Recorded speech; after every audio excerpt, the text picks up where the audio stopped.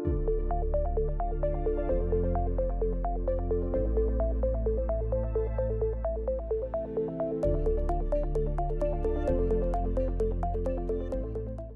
there are 2 points from this conversation. One is, so what is the goal? Looks like I heard that when we talk about the studies, we talk about survival, response rate. Now we're talking about not patients with less liver reserve, and we talk about the quality of life. So what is the goal usually you have for patients? What is important in your mind when we manage these patients with advanced stage HCC? Yeah, I think our field has become harder because, you know, in the old days, we didn't really have these sort of amazing long-term survivors, and you know, goals of care discussions, I think, were actually relatively straightforward. You know, now I do have patients. I saw a patient in clinic this week who, you know, a year ago, she presented with a very large tumor with portal vein invasion. You know, she was Child-Pugh B7 at presentation, and you know, we had a very difficult discussion. She got an immunotherapy doublet-based regimen with some local therapy. The tumor regressed amazingly. You know, had about a 70% reduction, and then you know, the PVT pulled out, and we said, "What the heck?" So we actually sent her for resection. She underwent resection. It was a near path CR. And now she has no tumor. And you know, I had this devastating discussion with her a year ago, you know, it's just a reminder that this disease is, especially in the era of checkpoint inhibitors, it's very unpredictable. You know, it's great that patients now have hope, but I think also we need to be realistic. I think, you know, our goal, as always, is to prolong life as long as possible at a high quality, but it's complicated. What does that mean? I agree with that. I mean, just looking at these long-term data, and now at 5 years, we're about an estimated 20% survival, which is quite different than actuarial data where it's about 5%. So there's really been, as you stated, this durable disease control or complete regression. It would be great to predict who those people are, but from the data that we've seen from various, you know, from Checkmate 90W, from Durva-Tremi and others, seems if you respond, your outcome may be even better.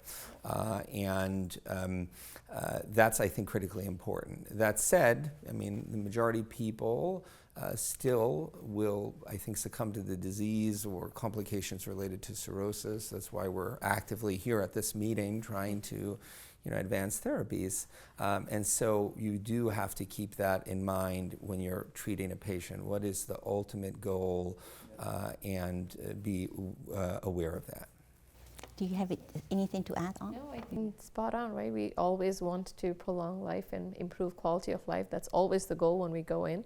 But then, you know, every patient is a fingerprint, right? Every different than the last one, and the goals change with every scan, with how they're doing. It's just a dynamic discussion, which is very important, and you know, keeps it interesting too.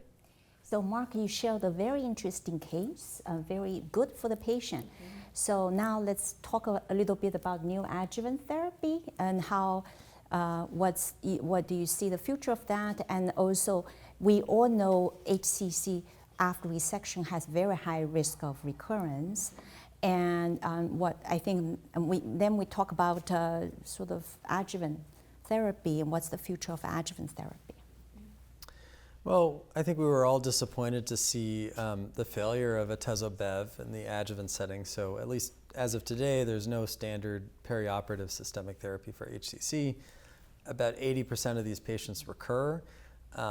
You know, some of these recurrences are actually de novo tumor, right? Because there's a field defect. But a lot of these tumors do recur, often even in the first year or so.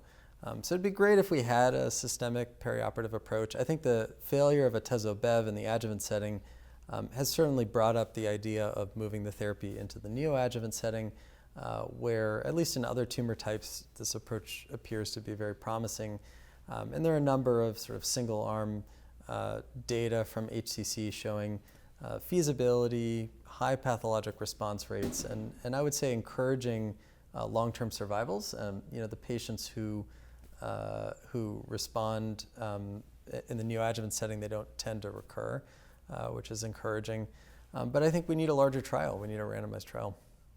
I think, yep, as you mentioned, right, the field, we just heard the atomic trial today, where even though we have adjuvant benefit from immunotherapy, everyone's talking about when can we move it neoadjuvant, because that's where the maximum benefit of this therapy is, and we can do better operations, we can do non-operative managements, et cetera, and other disease too. But here also, I think, we move. Yes, adjuvant didn't work, unfortunately, but that's okay. And all of the neoadjuvant stuff we're doing is exciting, and they're smaller studies.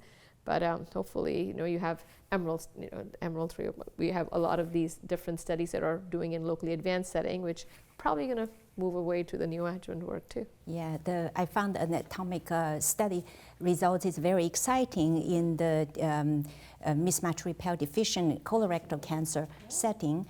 And I think it's still to be determined if we see the similar benefit across disease type. Exactly, absolutely. But it's exciting.